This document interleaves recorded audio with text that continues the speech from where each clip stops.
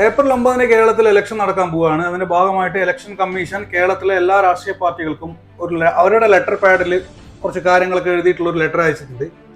സ്വാഭാവികമായിട്ടും ആരുടെ സീല് സൈനും കാര്യങ്ങളൊക്കെയാണ് വേണ്ടത്. ഇലക്ഷൻ കമ്മീഷൻ ഓഫ് ഇന്ത്യയുടെ കേരളത്തിലുള്ള അവരുടെ ചുമതലക്കാരുടെ അവരുടെ സീലാണ് വേണ്ടത്. പക്ഷേ ഇന്ന് കണ്ടിട്ടുള്ളത് എന്താണ്?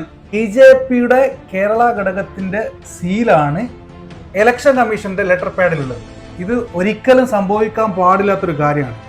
ഇതിനെതിരെ കേരളത്തിലെ ഒരേ ഒരു രാഷ്ട്രീയ പാർട്ടി മാത്രമാണ് പരാതിയായിട്ട് പോയിട്ടുള്ളത്, CPIM ആണ്.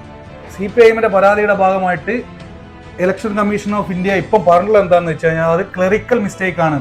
സ്വാഭാവികമായിട്ട് ഒരിക്കലും ഈ ഒരു ക്ലറിക്കൽ മിസ്റ്റേക്ക് വരാൻ പാടില്ല. കാരണം ഇലക്ഷൻ കമ്മീഷൻ എന്ന് പറയുമ്പോൾ ഇന്ത്യയുടെ ഇലക്ഷൻ നിർണ്ണയിക്കാനും അല്ലെങ്കിൽ നിശ്ചയിക്കാനും നടപ്പാക്കാനുള്ള ഒരു സ്വതന്ത്ര ബോഡിയാണ്.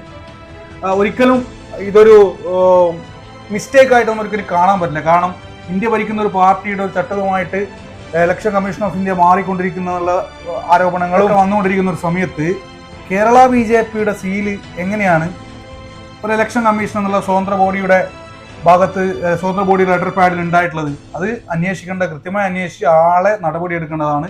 ഒരു ക്ലറിക്കൽ മിസ്റ്റേക്ക് എന്ന് പറഞ്ഞുകൊണ്ട് തള്ളിക്കളയാൻ പറ്റില്ല.